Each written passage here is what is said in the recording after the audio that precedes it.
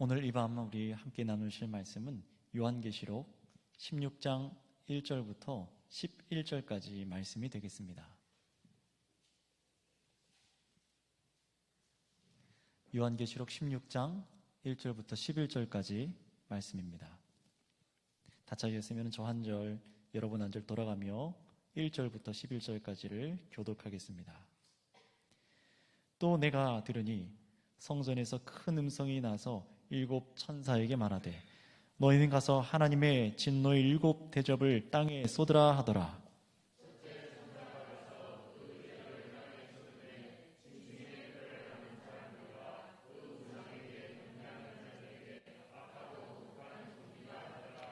둘째 천사가 그 대접을 바다에 쏟음에 바다가 곧 죽은 자의 피같이 되니 바다 가운데 모든 생물이 죽더라.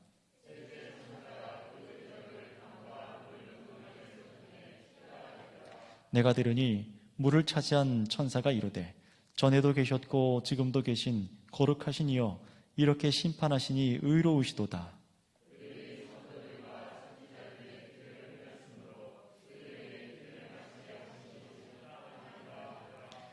또 내가 들으니 제단이 말하기를 그러하다 주 하나님 곧 전능하신 이시여 심판하시는 것이 참되시고 의로우시도다 하더라.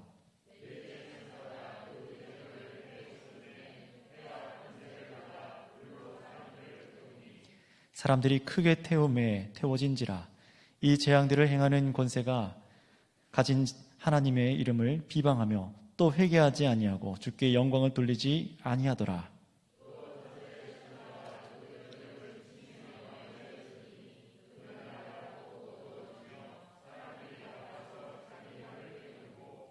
같이 읽습니다.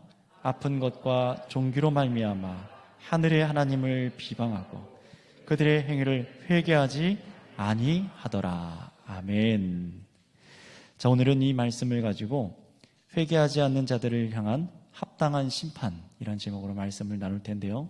이 말씀을 여러분 마음 가운데 새기도록 여러분 전심을 다해 예배하시고 또 성령님을 의지하여 들으시기를 바랍니다. 우리의 심령이 세상 것에 많이 노출될수록 세상에 집중할수록 마음이 딱딱하여져서 진리를 듣는 데에 방해가 될 때가 있습니다. 여러분 더 그러하기 때문에 우리가 이런 세상에 살고 있기 때문에 더욱 주께 더 의지하셔서 말씀을 들으셔야 돼요. 우리 마음이 정말 시선이 주님께만 오늘 집중돼서 들으시길 바랍니다. 하나님의 진노의 심판하면은 죄송합니다. 마이크가 많이 울리는데요. 효과음 그런 게 혹시 걸려져 있는지 아니면 3층에 소리가 좀 울리는지 조금 체크를 해주시면 감사하겠습니다. 하나님의 진노의 심판 하면은 그것이 우리가 어떻게 많이 생각을 하냐면요. 하나님의 진노의 심판은 역사 끝에서 일어나거나 아니면은 지옥 형벌에 떨어지는 것 이런 것을 우리가 하나님의 진노의 심판이라고 많이들 생각을 합니다. 하지만 여러분 오늘 이런 생각들을 우리가 조금 넓혀서 시선을 넓혀서 하나님의 진노, 하나님의 심판 이것을 좀 새롭게 바라봤으면 좋겠어요. 이미 들으셨던 말씀 중에 이어지는 것들이 있지만은 오늘 더 확실하게 했으면 좋겠습니다. 계시록 말씀을 보아왔듯이 이 계시록에는 3가지 세트로 되어 있는 재앙이 나와 있어요.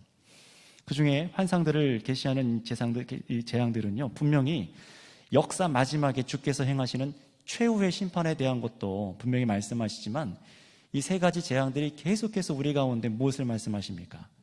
지금 저와 여러분들이 숨쉬고 살아가고 있는 이 순간에도 하나님을 불신하고 주님의 교회를 핍박하는 온 교회사 시대 속에 지금 이 순간에도 하나님의 진노가 일어나고 있다라는 것을 말씀하고 있어요.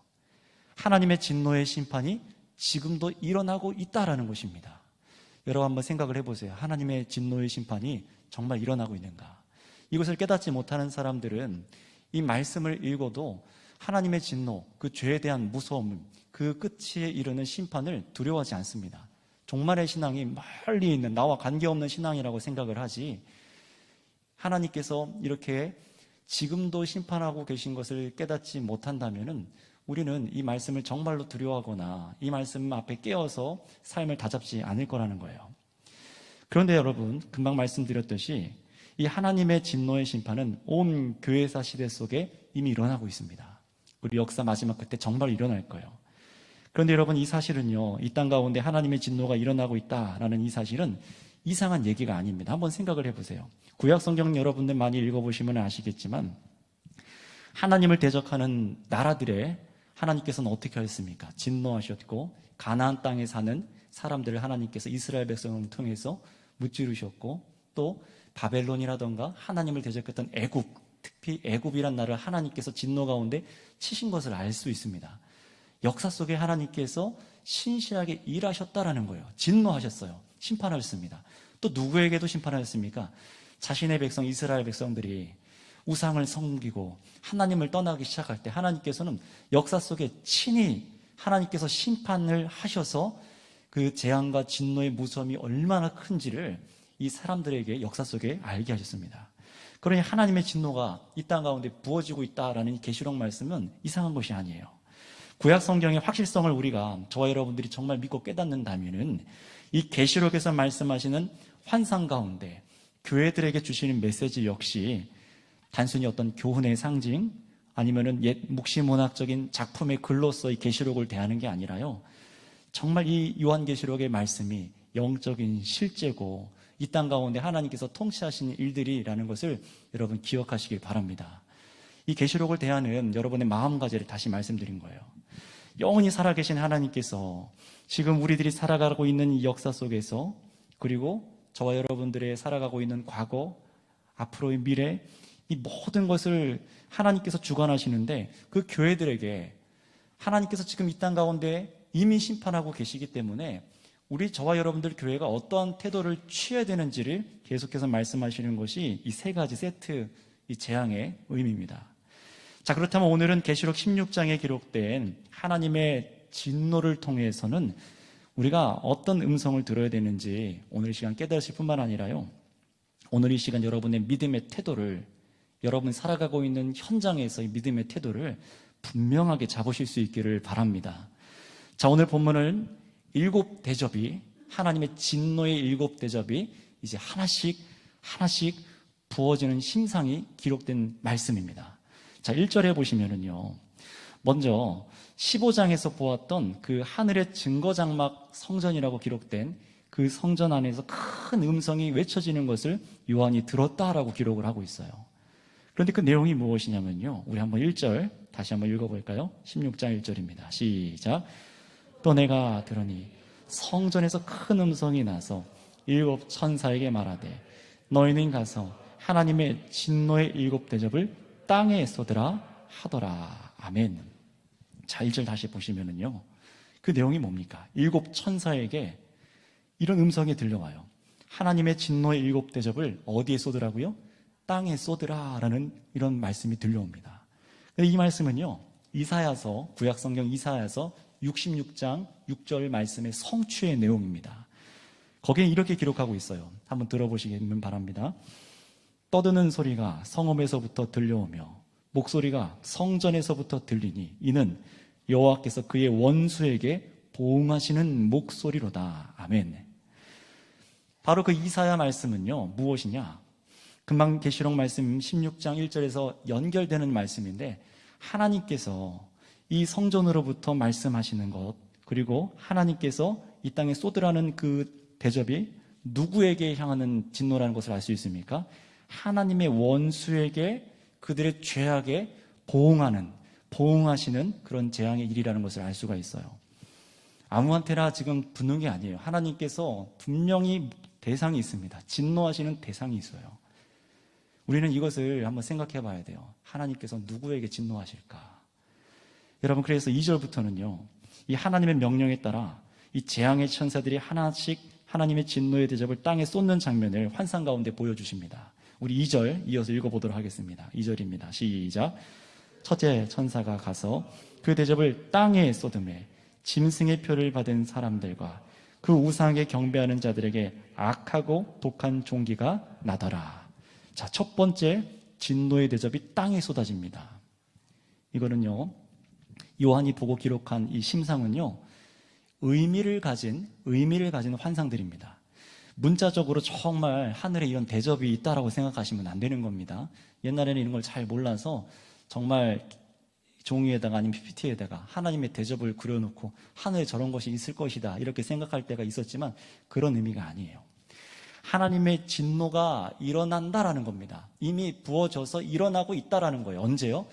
예수님께서 이 땅에 오시고 예수님께서 재림하시는 그 역사 모든 그 상황 가운데 하나님의 진노가 지금 이 땅에 부어지고 있다라고 얘기를 하고 있는 거예요.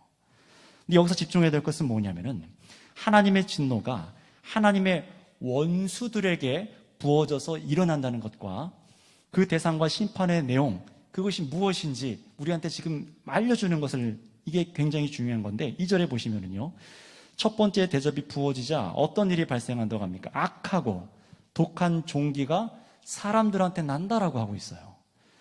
이것은 여러분 무엇을 떠올리냐면은 출애굽 사건에서 애굽 사람들에게 일어났던 독한 종기의 재앙과 같은 것과 똑같은 것을 연상하게 합니다. 이미 계시록에서 여러 가지 재앙들이 이 출애굽할 때 애굽의 재앙과 굉장히 유사하게 일어나고 있다는 것을 우리가 확인했었잖아요. 이 하나님의 진노들이 지금 당시 애굽만이 아니라 온 땅 가운데 영적인 의미로 일어나고 있다는 것을 말하는 거예요. 그런데 이 진노의 대상이 오늘 본문에 누구라고 합니까? 이 땅에서 짐승의 표를 받은 사람들과 그의 우상에게 경배하는 자들이라고 하고 있습니다. 다시 말하면은 마귀의 하수인인 우리가 13장에 보았던 짐승의 추종자들에게 심판이 일어난다라는 거예요. 그 의미들을 짐승이 뭔지도 다 설명했었죠. 이 짐승의 표라는 것은요, 우리가 이미 알듯이 어떤 것을 상징했습니까? 13장에 첫 번째 짐승으로 표현된 마귀의 수하로서 살아간다는 것이었어요. 그게 뭡니까? 곧 세상 나라들의 경제 구조를 추앙하는 것이 이 짐승의 표를 받은 것이라고 말씀을 드렸습니다. 하나님이 아니라 이 세상에 있는 경제 구조를 추앙하고 살아가는 것, 이게 바로 짐승의 표를 받은 사람들이에요. 그래서 앞전 14장 8절 말씀에 보셨던 큰 성 바벨론이 무엇을 상징했었습니까? 분명히 큰 성 바벨론은 이제 무너졌다라고 선포되었고, 뒤에 여러분 조금만 더 가시면 다음에 보시게 될 텐데 하나님의 진노가 일어나서 마지막 큰 성 바벨론이 완전히 멸망하는 그런 환상들이 나와요. 이 큰 성 바벨론은 무엇입니까? 이 세상의 경제적인 힘의 구조를 가진 그런 나라들을 말하는 것이었어요. 구약에서도 그런 의미였습니다. 그래서 이 계시록을 처음 읽은 이 소아시아, 그 당시에 일곱 교회들은요, 이 말씀을, 환상을 읽으면서 이 재앙이 모든 힘의 정점에 서 있던 그 당시에 바로 로마 제국을 향해서 하는 말씀이구나라는 것을 생각을 했습니다. 그러나 그 말씀은 로마 제국만이 아니라 오늘날 이 땅에 예수님 재림하시기까지 항상 세상 나라의 정점으로 그 구조를 쥐고 있고 경제 구조와 군사적으로 여러 가지들을 하나님을 떠나서 사용하고 있는 그런 모든 나라들에 대해서 얘기를 하는 거예요. 따라서 여러분, 이 첫 번째 재앙은 어떻게 적용되느냐면요, 이 세상의 죄와 악으로 가득한 세상의 삶의 구조를 맹신하는 사람들, 추앙하며 살아가는 자들에게 하나님께서 재앙을 쏟으신다라는 것입니다. 그런데 어떻습니까? 쏟으시고 그 사람들에게 뿌리 깊이 박힌 종기로 고통을 당하듯이 사람들이, 그들이 세상에서 뿌리 깊은 그 고통, 정말 종기를 빼낼 수 없을 정도로 온몸이 아픈 그 고통을 당하며 살아가게 된다라고 하시는 거예요. 단순히 이것은요, 정말 종기가 난다 그런 걸 말하는 게 아니라 이 경제 구조 속에서 빠져나올 수 없는 그 심한 심적인 고통들, 거기서부터 내가 발을 뺄 수 없는 죄악의 고통들, 이렇게 그런 것들을 얘기하고 있는 거예요. 이게 점점 더 이제 심화돼서 나오는데요, 이제 3절에 이어서 이제 두 번째 재앙이 나옵니다. 한번 읽어보도록 하겠습니다. 3절입니다. 시작. 둘째 천사가 그 대접을 바다에 쏟음에 바다가 곧 죽은 자의 피가 치더니 바다 가운데 모든 생물이 죽더라. 자, 이 재앙은 이번엔 어디에 쏟아집니까? 네, 땅이 아니라 바다라고 되어 있어요. 그런데 여러분, 이 일곱 나팔 재앙, 이 앞에 일곱 나팔 재앙 중에 두 번째 나팔이 울릴 때에도 어떤 재앙이 써 있었냐면은 분명히 나팔이 울리자 바다의 생물의 3분의 1이 죽었다라고 기록을 했었습니다. 하지만 여러분, 지금 이 마지막 이 대접 심판에서 두 번째 대접 심판은요, 어느 한 부분만이 아니라 바다 생물 전체가 죽는다고 말을 하고 있어요. 다시 말하면 하나님의 진노가 이 지구상 전 세계적으로 임한다라는 겁니다. 그만큼 하나님의 진노가 이 땅 가운데 부어지고 있다는 거예요. 그런데 여기서 바다의 생물들을 이해하실 때 여러분들께서 정말 모든 물고기가 죽는다라고 생각하시면 안 됩니다. 그런 얘기가 아니라 분명 바다에 문제가 생기는 것으로 이 말씀을 이해할 수도 있지만은 더욱 분명한 의미는 무엇입니까? 이 바다에 의존하여 사는 사람들이 고통당한다는 거예요. 왜냐하면 본문에 보시면은요, 본문에 바다 가운데 모든 생물이 죽더라 라고 있는 이 말에 헬라 원어에는요, 뭐라고 되어 있냐면은 그냥 생물이 죽었다라고 되어 있지 않고요, 영혼이 죽었다라고 되어 있어요. 그런데 영혼을 말하는 단어인 헬라어 푸시케라는 단어는요, 오직 사람을 가르치는 데만 사용합니다. 사람의 영혼을 말할 때만 이 푸시케, 영혼이라는 말이 써 있어요. 물고기나 무슨 바다 식물을 말하는 게 아니에요. 따라서 이미 많은 주석가들이, 저명한 주석가들이 이 구약성경을 비롯해서 계시록에서 이 바다가 가진 힘상을 두고 해석한 것은 무엇이었냐면은 바다로 연결되는 모든 나라들, 곧 해상 무역으로 부를 착취하고 쌓는 세상 구조의 경제적인 실패와 고통을 의미한다는 것을 해석합니다. 단순히 여러분 지구 환경 오염으로 물고기가 죽는다 그런 정도 얘기를 하는 것이 아니라 이 바다를 의지하여 살아가고 있는 영혼들, 그 사람들이 고통당하는 것으로 이 두 번째 심판이 일어난다는 것을 우리에게 가르쳐주고 있는 거예요. 한번 생각해 보시기 바랍니다. 실제로 그렇죠. 오늘날 사람들이 얼마나 이 바다의 자체에서 나오는 광물을 얻고 살아갈 뿐만 아니라 아니면 그 안에서 물고기 여러 가지 재물들을 이 안에서 얻죠. 또 이것이 어떤 가난한 자들이 얻는 것과는 차원이 다르게 거대한 나라들, 경제 구조를 갖고 있는 기업들이 이 바다를 이용해서 착취해서 살아갑니다. 또 어떻습니까? 바다 건너 무역을 통해서 얼마나 많은 사람들이 부를 꿈꿉니까? 하나님께서는 그들이 의존하던 그런 부를 의존하던 바다로부터 얻는 것들을 다 끊으시는 고통을 주신다라는 것입니다. 계시록의 재앙들은요, 그래서 무엇과 연결되어 있냐면은 이 경제 구조, 이 돈으로 점철된 이 경제 구조의 몰락에 대해서 계속해서 얘기하고 있어요. 그래서 이어지는 4절에 보시면은 세 번째 대접 재앙도 어떻게 이어진지를 한번 보도록 하겠습니다. 자, 4절 같이 읽겠습니다. 시작. 셋째 천사가 그 대접을 강과 물의 근원에 쏟음에 피가 되더라. 아멘. 강과 물 근원에 쏟음에 피가 되더라 라고 되어 있어요. 이건 역시 물에 관한 재앙을 말하는데요, 피는 죽음을 말하는 것이기도 하지만 그만큼 이 땅에 살아가는 사람들에게 극심한 고통을 가져다 준다라는 겁니다. 단순히 이 강과 물의 근원에 대한 고통의 심판은 환경적인 어떤 오염, 식수에 대한 단순한 기근, 이 정도만을 말하는 것이 아니라 그런 심판도 분명히 어느 정도 있겠지만 이 계시록 말씀은요, 이 지점에서 우리에게 정말 더 가르치고자 하는 것이 있어요. 어떤 거냐면은 바로 왜 저들이 이런 하나님의 진노의 고통을 당하고 삶 속에서 이런 심판을 당하는가라는 것입니다. 심판의 정당성에 대한 답이 이 말씀의 이 초점입니다. 우리는 계속해서 7인 재앙, 7 나팔 재앙, 그리고 지금 7 대접의 재앙을 지금 보고 있어요. 다 똑같은 심판인데 이걸 다른 각도로 보는 거라고 말씀드렸습니다. 순서대로 일어나는 것이 아니라 각도에 따라서 그 재앙을 다르게 점진적으로 더 강력하게 말씀하고 있는 거예요. 그건 이 심판을 강조하기 위해서. 자, 그런데 여기서 질문이 중요한 거예요. 아니, 왜 세상 이런 경제 구조를 의지하며 살아가는 사람들이 꼭 이런 심판을 당해야 되는가? 하나님께서 정말 그렇게 진노하셔도 되는 것인가?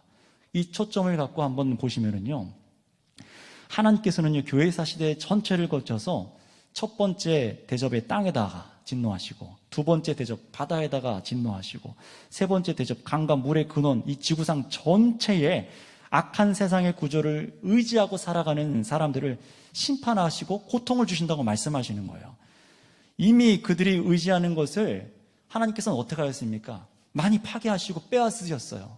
여러분들 역사를 조금 공부하시거나 생각하시는 분들은 아시겠지만 정말 발전했던 문명의 나라들이 많이 사라진 걸 알고 있습니다. 파괴되고 깨어지고 그들이 갖고 있는 것이 허무하게 사라졌습니다. 그런데 여러분, 지금도 그렇죠. 높아졌던 사람들, 정말 뭐 주식 무슨 상장했다, 뭐 했다, 정말 막 대대적으로 하고 아니면 무슨 코인이 올라갔다, 이렇게 살아가는 사람들이 항상 찬송을 부르고 그들이 정말 기쁨의 노래를 부르고 항상 개가를 부르던가요? 그렇지 않죠. 올라가는 법이 있으면 내려오는 법도 있습니다. 깨어지고 망가지고 사라지기도 합니다. 하나님께서는 그들을 이미 심판하시고 고통을 주신다라고 지금 말씀하시는 거예요. 그들이 의지하는 것을 파괴하시고 빼앗기도 하시고 때론 허무함에 다다르게 하시기도 한다는 거예요. 그들을 완전히 망하게도 하시고 고통 중에 두시기도 하시고 심지어 죽음에 이를 수도 있게 하시는 것이 하나님의 진노라고 완곡하게 이 심판이 우리에게 말씀하고 있는 거예요. 선언하고 있는 겁니다. 자, 그렇다면 중요한 질문이죠. 왜? 항상 제가 말씀드리지 않습니까? 왜 이런 진노를 당한다고 말씀하고 있을까요? 우리 5절, 6절, 오늘 본문 5절, 6절을 읽겠습니다. 시작. 내가 들으니 물을 차지한 천사가 이르되 전에도 계셨고 지금도 계신 거룩하신 이여 이렇게 심판하시니 의로우시도다. 그들이 성도들과 선지자들의 피를 흘렸으므로 그들에게 피를 마시게 하신 것이 합당하니이다 하더라. 아멘. 자, 우리 성경에는, 지금 보고 있는 성경에는요, 6절에 앞에 붙어 있어야 될 한 단어가 빠져 있어요. 원어를 보면은 왜냐하면 이라는 단어가 붙어 있거든요. 6절 앞에. 그게 무슨 말입니까? 왜냐하면 심판의 이유가 이런 겁니다 라고 써 있는 건데요. 그래서 그 이유가 뭐냐면은 그들이 의지한, 심판당하는 사람들이 의지한 땅과 바다와 강과 물을 이용하여 모든 것을 착취하고 지배하고 그렇게 다스리던 자들은요, 근본적으로 주님의 성도들을 박해하는 삶을 살았기 때문이다 라고 말하고 있는 겁니다. 그래서 6절에 그 이유를 저들이 성도들과 선지자들의 피를 흘렸기 때문에 이들이 진노당하는 것은 합당하다라고 얘기를 하고 있어요. 우리들 교회가, 이 땅의 교회들이 참된 교회들을 말하는 겁니다. 참된 교회들이 이 세상의 악한 구조에 동조하지 않죠. 경제적인 유혹과 핍박이 와도 신앙을 지키지요. 신사참배를 거절하고, 그렇죠. 그들이 그러니 어떻게 했습니까? 교회를 핍박하고 교회를 비웃고 교회를 없이 하고자 했습니다. 항상 권력의 중심에 있는 사람들이었어요. 힘없는 사람들이 아니라 권력의 중심에 있는 사람들입니다. 돈과 힘과 경제 구조를 이용해서 항상 그렇게 했습니다. 바로 이런 짐승에 속한 사람들은 심판당하는 것이 마땅하다라고 말하시는 거예요.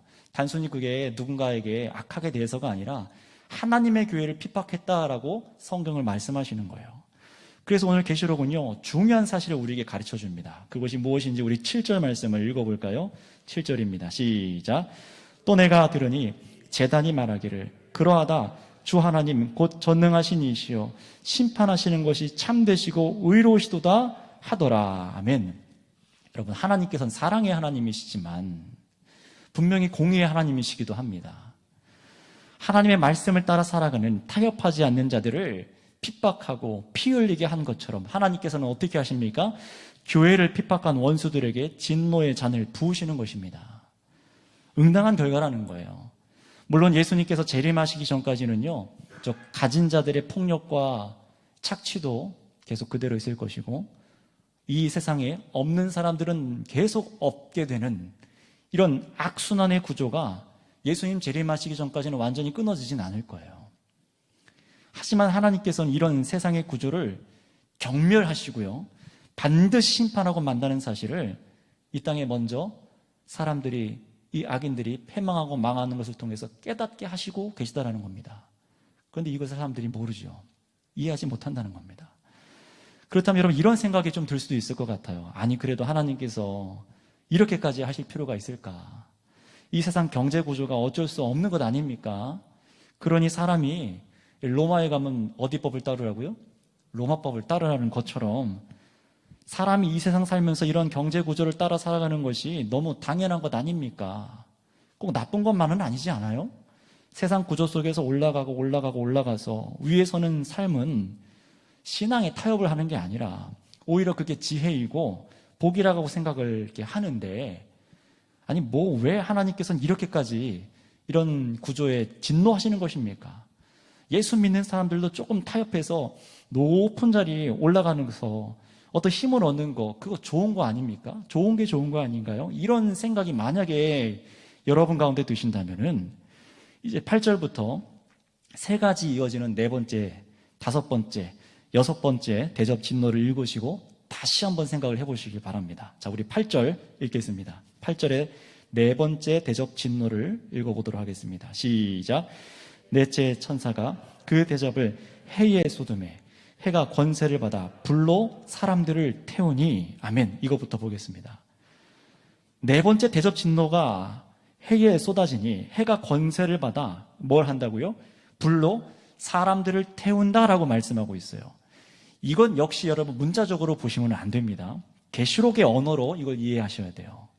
왜냐하면 구약 성경에서도요, 하나님께서는 자신의 계명을 어긴 자들을 향해서 이 동일한 표현을 하세요. 이 땅에서 정말 사람들을 불로 태워서 숫덩이가 되게 하신다는 것이 아닙니다. 에스겔서 22장 21절에서 22절에 이렇게 말씀합니다. 한번 들어보시기 바랍니다.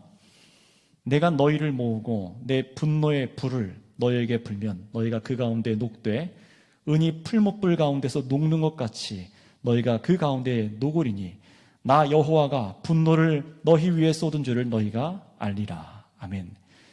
이 말씀은요, 하나님을 모독하는 자들에 대한 심판을, 그 엄중함을 비유적으로 표현하는 말씀입니다. 정말 숯불로 태워서 은을 녹이는 그 불에 사람들을 담궈서 녹여 죽이시겠다고 말씀하시는 것이 아니에요.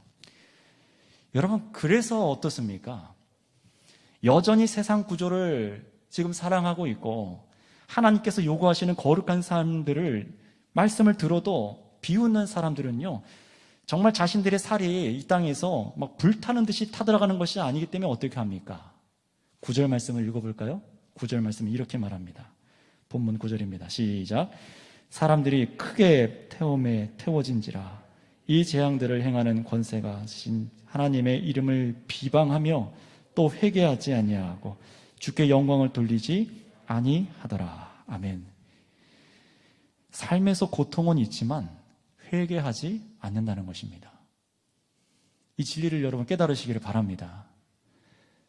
교회 다니다가 잠깐 세상에 놀러 나갔다라는 표현은 사람들, 내가 좀 믿음이 흔들려서 세상으로 나갔다, 이렇게 얘기하는 사람들이 있는데요. 그런데 세상에서 이렇게 놀다 보면은 예배도 빠지고 말씀도 가까이 하지 않고 하나님을 찬양하는 것도 잊어버리고, 그런데 어떻습니까? 한 달, 두 달, 여러분 코로나 기간 겪어보시면 아시겠지만 예배가 소홀해지고, 처음에는 한두 주 빠지는 게 기도에 빠지는 것도 이상하고 예배 빠지면 이상했는데 이게 점점 습관이 되다 보니까 어떻습니까? 무뎌져요. 처음에는 막 불안하다가 한 달, 두 달, 1년 그래도 꾸준히 예배에 참여하는 마음을 계속 들인 분들은 그나마 괜찮은데, 아예 그걸 놓았던 사람들은 어떻습니까? 괜찮네? 세상 나가서 돈과 명예를 사랑하고 그것을 즐기고 안정을 찾아서 하나님 예배하지 않고 따라 나가도 괜찮네? 근데 뭐라고 말씀하시는 거예요? 그런 자들에게 정말 타는 듯한 고통을 주어도, 인생 가운데 넘어지는 그런 아픔을 주셔도 어떻게 한다고요? 실제로 몸이 타들어가는 것이 아니기 때문에, 죽기까지 고통이 아니기 때문에 하나님께 회개하지 않는다는 겁니다. 돌이키지 않는다고 말을 하는 거예요. 여러분, 이 말씀이 너무 무서운 말씀 아닙니까? 이들은요, 예수님께서 마지막 오셔서 심판하실 때에 영원한 불타는 형벌 속으로 들어가면서도 회개하지 않을 사람들이라는 겁니다. 여러분, 사람이 하나님을 향해 짓는 죄는 그리 간단한 것들이 아니에요. 이 세상에서 살다 겪는 고통 정도로는, 또는 인생을 송두리째 태우는 고통이 있다 할지라도 우리 안에 있던 그 죄는요, 어떻게 우리를 반응하게 만듭니까? 하나님께 회개하지 않게 한다는 것입니다. 고통이 있어도 세상의 돈과 경제적인 구조를 여전히 사랑해요. 하나님께 생명이 있음을 믿지를 않는 겁니다. 이게 죄에 빠진 상태예요. 그러니 여러분, 죄가 단순히 조금 여러분들의 행동을 좀 나쁘게 하는 것, 예의 바르지 않는 것, 세상 불법을 저지르고 조금 부도덕하게 살아가는 그 정도의만을 죄에 대해서 얘기하고 있는 것이 아니라, 죄의 무서움은 어떤 것입니까? 어떤 고통이 와도 하나님께 머리를 숙이지 않는다는 것입니다. 이게 무서운 거예요. 그래서 죄는 반드시 하나님의 진노를 불러서 사망에 이른다 하는 것이죠. 정확히는 죄의 심판을 쏟으시는 하나님이 무서운 것입니다. 그렇다면 성도 여러분도 한번 생각해 보세요. 이 시간이요. 우리는 도대체 얼마나 큰 은혜를 입은 것입니까? 우리가 하나님께 머리를 숙일 수 있고 이 세상의 악한 구조를 절대시화하지 않고 따르지 않고 돈과 명예와 권세를 우상으로 두지 않고 내 마음 가운데 내가 세상 틈바구니에 살아가고 있음에도 불구하고 불편해요. 오히려 세상이 불편해요. 하나님의 말씀이 나를 흔들어요. 그래서 그 말씀 가운데 떠나갈 수가 없는 거예요. 그래서 돌이켜서 하나님만을 섬길 수 있는 이런 마음이 내 안에 생겨졌다는 것은요, 무엇입니까? 나의 그 뿌리 깊은 죄악의 문제가 해결되어진 줄을 믿습니다. 철저히 은혜인 거예요. 하나님께서 이 살아있는 생명의 능력을 나에게 은혜로 부어주셨다는 것입니다. 따라서 성도 여러분, 우리가 무엇에 감사하면서 이 땅에 살아가야 될까요? 이 진노가 쏟아지는 이 계시록 말씀에 이 땅의 현실에서 무엇을 감사하며 살아가야 되겠습니까? 하나님께 돌이켜 회개할 수 있음을 감사하시길 바랍니다. 도저히 하나님께 머리 숙이지 않는 죄악의 문제를 예수님께서 우리 가운데 해결하신 줄을 믿습니다. 이것이 은혜예요. 그래서 지난 추수감사 주일에도 오전에도 이런 설교를 드렸었죠. 정말로 우리가 감사해야 될 것이 무엇인가에 대해서요.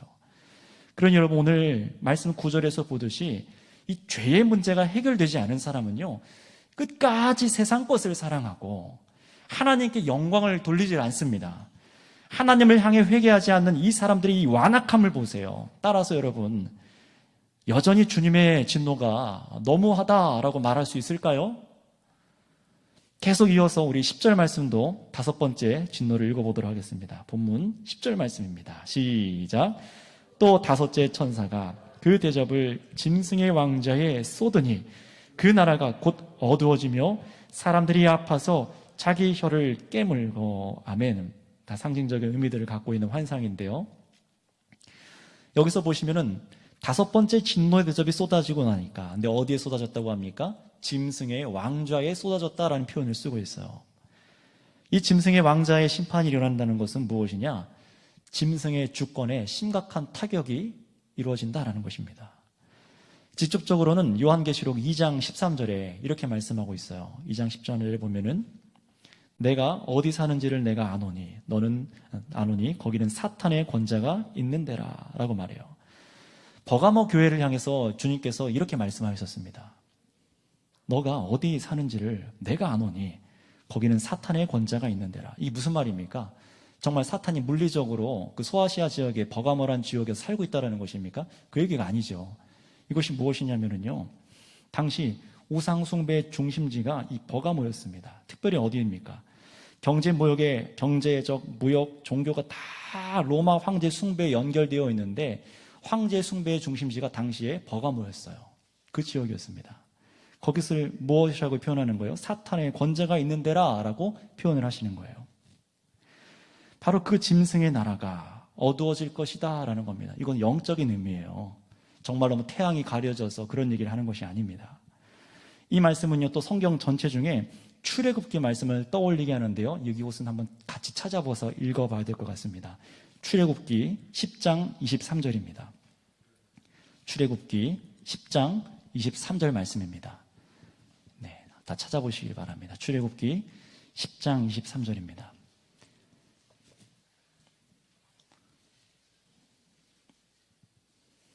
같이 한번 읽어보도록 하겠습니다. 출애굽기 10장 23절 말씀 시작.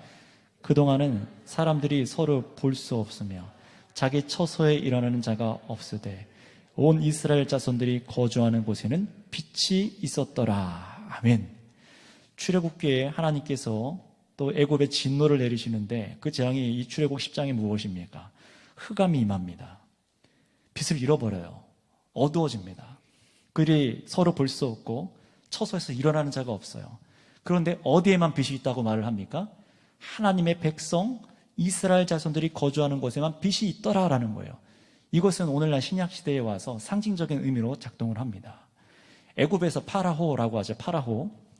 이 성경에는 바로라고 번역이 되어 있는데 이 파라오는요, 자신을 라, 곧 태양신이라고 스스로를 주장했던 존재예요. 그래서 여러분들 옛날에 뭐 이집트 관련된 이야기들이라던가 이런 걸 보면 이 태양에 관련돼서 많이 사파들을 볼 수 있는 이유가 그런 이유입니다. 근데 그에 대한 하나님의 징벌이 무엇입니까? 파라오가 자신을 태양의 신이라고 스스로를 지켜 세울 때 하나님의 징벌이 무엇이었어요? 흑암을 내리셔서 그들이 서로 볼 수 없게 만든 것이었습니다. 그러나 오직 하나님의 백성들에게만 빛이 있었다라는 역사적인 사건이 있었어요.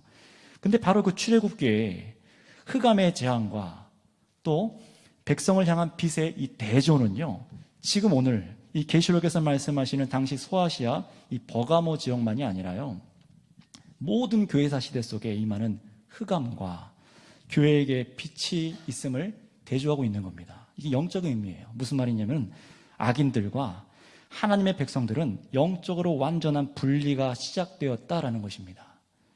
섞일 수가 없다라는 거예요. 하나님 앞에 있지 않는 사람들은 완전히 영적인 어둠 가운데 더 씌워져서 고통 가운데 살아간다라는 것이에요. 불안함과 두려움과. 오늘도 저희 아이와 함께 손붙잡고 골목을 걸어오는데 깜깜하거든요. 가로등이 없어서. 물어봐요. 둘째 아이가, 아빠 안 무서워? 깜깜한데 안 무서워?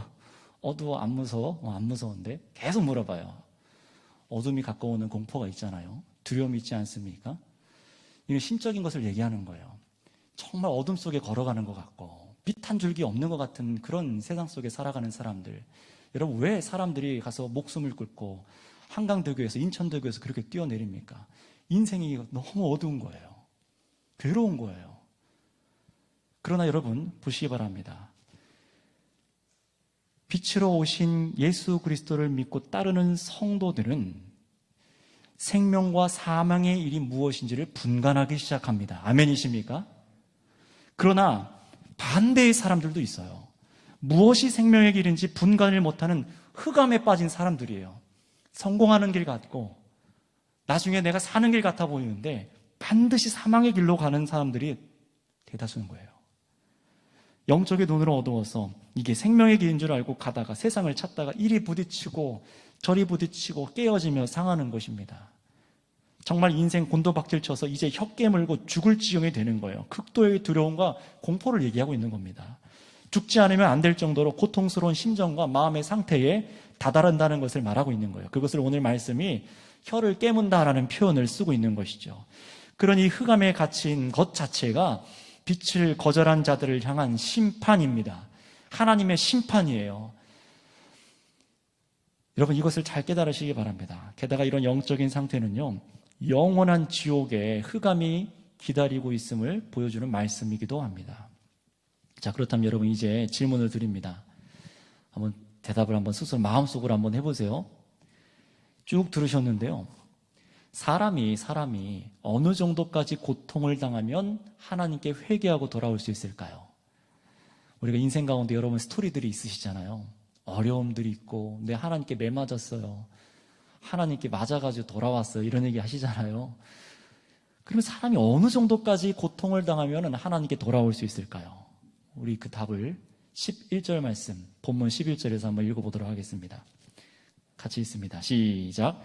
아픈 것과 종기로 말미암아 하늘의 하나님을 비방하고 그들의 행위를 회개하지 아니하더라. 아멘. 어떻습니까, 여러분? 그 답이 무엇이라고 해요? 너무 아프고 종기로 고통스럽고 혀 깨물고 죽는 게 나을 정도로 너무나 괴로운 상황이 처한다 할지라도 하나님을 향한 비방과 조롱을 멈추지 않고 도무지 회개하지 않는 사람들도 있다라는 것입니다.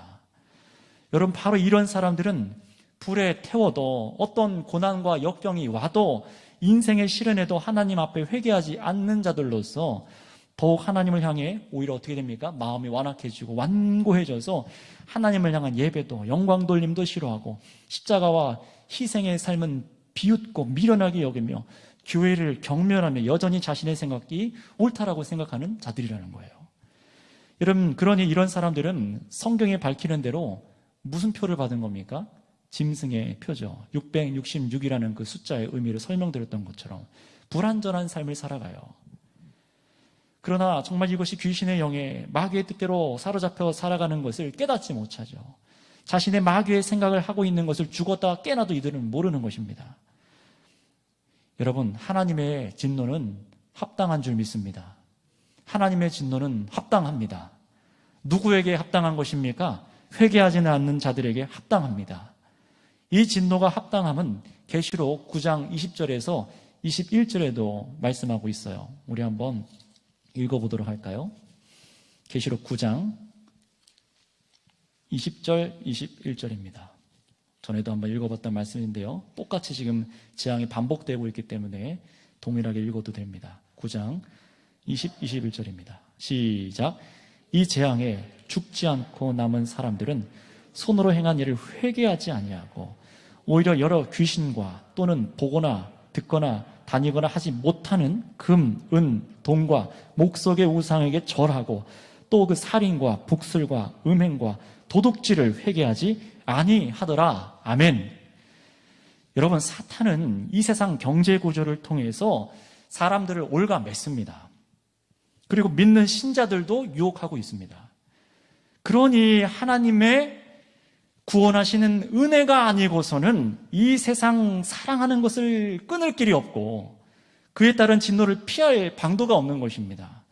그렇다면 여러분 생각해 보세요. 먼저는 내가 교회가 된다는 것이 얼마나 놀라운 기적과 같은 일인지를 생각해 보시기 바랍니다. 여러분, 세상에서 기적이 일어나길 바랄 때가 있잖아요. 이런 일이 정말 기적적으로 일어나면 좋겠다. 귀신이 떠나가는 역사가 일어나고 병자가 갑자기 일어나고 암이 사라지고 안증뱅이가 일어나고 그런 것을 갖고 사람 미혹하는 사람이 굉장히 많지만 진짜 기적은 무엇이에요? 저와 여러분들이 이런 사탄의 세력에서 세상을 사랑하던 자들에서 예수 사랑하는 사람이 됐다는 것입니다. 이것이 가장 큰 기적 아닙니까? 나 같은 사람이 예수 그리스도를 사랑하기 시작해요. 나같이 세속적이었던 사람이 예수님만을 나의 구주라고 고백을 하기 시작합니다. 돈을 포기하고 나의 명예를 포기하고 이번 주 오는 주일 밤 남전도 원신 예배 제목이 자존심마저 버린 남자거든요. 자존심도 버린 남자인데 자존심도 버립니다. 어떻게 그게 가능했을까요? 하나님의 은혜인 줄 믿습니다. 하나님의 전적인 은혜예요. 여러분의 동의로 의해서 나의 의지적인 능력으로 여러분의 열심으로 우리가 교회가 된 것이 아니라 하나님의 부르심에 의해서, 절대적인 그 부르심에 의해서 누군가 여러분들을 찾아가서 마음의 문을 복음으로 두드렸고 주님께서 말씀으로 그 복음을 듣는 자 마음 심령 가운데 마음의 복음이 심겨지게 하셨고 또 이것이 자라나게 하셔서 생명이 빛이 비춰지고 나니까 어떻게 됩니까? 믿음으로 이뤄서 구원을 얻게 하신 줄을 믿습니다. 이것이 영광의 하나님의 전적이고 살아있는 은혜이고 우리는 이것만을 자랑하는 사람들입니다. 그러니 반대로 죄라는 그 뿌리가 얼마나 깊은지도 오늘 한번 생각해 보세요. 죄라는 뿌리가 얼마나 깊습니까? 엄청난 인생의 고난에도 불구하고 하나님께로 나오지 않고 얼마나 자기 자신을 회개하지 않는지 오늘 말씀으로 보셨습니다. 그들의 죄는 회개하지 않는다는 것입니다. 여전히 세상을 사랑하고 하나님을 조롱하며 어린 양 예수님의 교회를 멸시하는 것입니다. 그렇다면 여러분, 그들에게 임할 진노가 얼마나 정당한 것인지 오늘 저와 여러분들은 인정해야만 하고 하나님의 심판이 옳습니다라고 하나님의 공의로우심을 찬양해야 하는 것입니다. 그런데 여러분 정말로 그러세요? 여러분 정말로 하나님의 진노의 심판이 합당하십니다라고 정말 그렇게 믿으십니까? 여러분, 하나님을 거절하고 회개하지 않는 죄는요, 입으로만 하나님과 성도들, 교회를 직접 비방하는 것만 하나님을 비방하는 것이 아니에요. 만약입니다. 만약에 만약에 여러분들 안에 마음 안에 은근히 세상 경제 구조에 편승해서 높아지고자 하는 그런 야망이 여전히 있고 내가 가진 것을 하나님께서 빼앗아 가시거나 재물이라던가 아니면 명예라던가 권세라던가 이런 거 다 불태우게 하시고 또 허무함에 빠지게 하신 것을 하나님께서 하신 것을 알고도 낙담하고 주님을 바라보지 않는다. 또는 감사함이 없다. 세상 것을 잃는 것이 너무 아깝고 누리던 것을 그래서 그리워하고 옛날에 내가 그렇게 누렸는데 여러분 그렇다면요 그건 역시 내가 예수님을 가장 소중히 여기지 않고 있다는 그 속마음이 드러나는 것입니다. 여러분 혹시 이런 마음이 있다면 오늘 그런 죄악의 마음마저도 회개하시기를 바랍니다. 오늘 말씀을 듣고 이 땅에 이루시는 정말 진노의 하나님, 이 진노의 하나님의 이 진노가 합당하다라고 믿어지신다면 죄악을 더욱 멀리 하시고요. 또 이 진노에 대한 두려움을 느끼시는 분들은 정말 회개하셔서 여러분의 손으로 짓고 있던 죄악들, 그 더러운 일들, 또 우상 숭배적인 세상을 사랑하는 것들을 즉시로 내려놓으시길 바랍니다. 언젠간 내려놓겠지가 아니라 즉시로 내려놓고자 하는 마음과 열망이 있으셔야 돼요. 그 고백이 오늘 있어야 됩니다. 나중에 때 되면 내가 믿음이 좋아지면 하겠지가 아닙니다. 철저히 두렵고 떨리는 마음으로 말씀 앞에 이 자리 임재하셔서 우리의 예배를 받으시고 이 말씀으로 우리의 심령을 두드리시는 그분 앞에 회개하셔서 혹 베푸실 하나님의 긍휼과 죄사함을 간절히 구하시기를 바랍니다. 설교를 마무리합니다. 그리고 마음이 어떻게 해야 되는 겁니까? 마음이 진실되고 여러분의 믿음이 참 믿음인 것을 여러분 삶으로 증명하시기를 바랍니다. 삶으로 증명하셔야 돼요. 주님보다 세상을 더 두려워해서 하나님 예배하기를 거절하고 포기하고 말씀을 가르치는 자들을 비웃고 사랑하는 형제자매들 공동체의 권면을 무시하고 성경을 떠나 사는 삶을 이제 돌이키시기를 바랍니다. 때로는 그것이 여러분에게 두려움도 올 거예요. 내가 어떻게 얻은 자리인데 다시 또 이런 자리를 내가 얻을 수 있을까? 여러분 하나님께서 높이심을 따라가시길 바랍니다. 내가 찾아가는 것이 아니에요. 그래서 여러분 정말 주님을 떠나 세상의 경제 구조에서 얻으려는 안정과 모든 기대를 주님 앞에 내려놓으시길 바랍니다. 분명히 우리는 어떤 직업은 분명히 사직서 써야 되는 직업들도 있겠지만 여러분 모두 일을 그만두라 라고 말씀드리는 것이 아닙니다. 그 일이 가져다주는 안정을 사랑하지 말라는 것이에요. 이것은 성도 여러분의 실제적인 삶의 문제입니다. 이것을 유념해서 들으시고 결단하셔야 돼요. 그래서 오늘 여러분 5가지 이 대접 진노가 여러분의 인생에 이 부어짐을 면하실 뿐만 아니라 돌이킬 수 없는 영원한 형벌에서 정말 면제함을 받고 예수님 안에는 영원한 생명을 소유하고 누릴 수 있는 우리 복된 선교교회 모든 공동체 다 되시기를 바랍니다. 기도하겠습니다. 이 시간 우리 합심으로 기도할 텐데 여러분 이 세상을 향한